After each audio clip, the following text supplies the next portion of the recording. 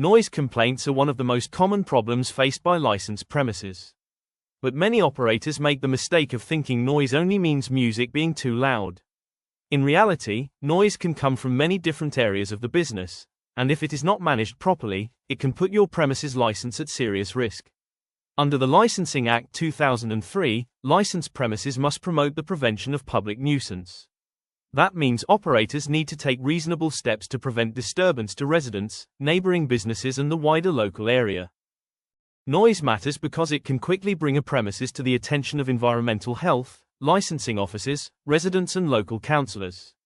A single complaint may not always lead to formal action, but repeated complaints, poor management or a lack of evidence can cause serious problems. If the authorities believe the premises is undermining the prevention of public nuisance licensing objective, they may seek extra controls, object to applications or even support a review of the license. When people think about noise from licensed premises, they often think about loud music. But noise can come from many sources. It could be bass vibration traveling through walls, customers shouting outside, people gathering in smoking areas, queues forming near residential properties, or doors and windows being left open while music is playing. Even if the music inside is controlled, poor management outside the premises can still lead to complaints. Some noise problems happen away from the bar, dance floor or main trading area. Bottle bins being emptied late at night can be extremely disruptive. Deliveries, waste collections, customers talking loudly outside, taxi pickups, car doors and engines can all contribute to public nuisance. Closing time is also a high-risk period. If customers leave in large groups, shout outside or remain in the area, the premises may still be blamed for the disturbance. When environmental health or licensing officers look at noise issues, they will usually consider the full picture. They may look at the history of complaints, the location of the premises, nearby residents, neighboring businesses and the type of activities taking place. They will also look at what controls the operator has in place. Are staff trained? Are checks being carried out? Are complaints being recorded? And most importantly, can the premises show evidence that it is taking the issue seriously? A good starting point is to have a noise management plan. This does not need to be overcomplicated, but it should be practical and understood by staff. It should explain who is responsible for noise monitoring, how often checks are carried out, where checks are made, how complaints are handled and what action should be taken if noise becomes a problem. The plan should also be reviewed regularly, especially if there are complaints, changes to trading style or changes to entertainment. Music needs to be managed carefully, especially where premises are close to residents or other sensitive locations. Bass is often a major issue because it travels through walls, floors and neighboring properties.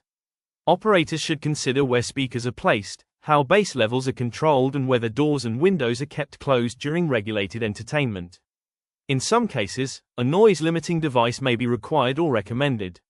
The important point is that music levels should be actively managed, not left unchecked. A premises can have excellent controls inside but still have problems outside. Smoking areas, queues and customers gathering near the entrance can all create noise. Staff and door supervisors should monitor outside areas and intervene where necessary. Clear signage can help, but signs alone are not enough. Customers may need to be reminded to keep noise down, move away from residential areas and leave quietly. The premises should be able to show that it is managing customer behavior beyond the front door. Closing time is one of the most important periods for preventing noise nuisance. If everyone leaves at once, the risk of noise, shouting and disturbance increases. A good dispersal policy can help manage this. Staff should encourage customers to leave quietly, avoid gathering outside and move away from the premises. Where possible, taxis and pickups should be managed sensibly. After closing, staff should check the immediate area and make sure customers are not remaining outside and causing disturbance.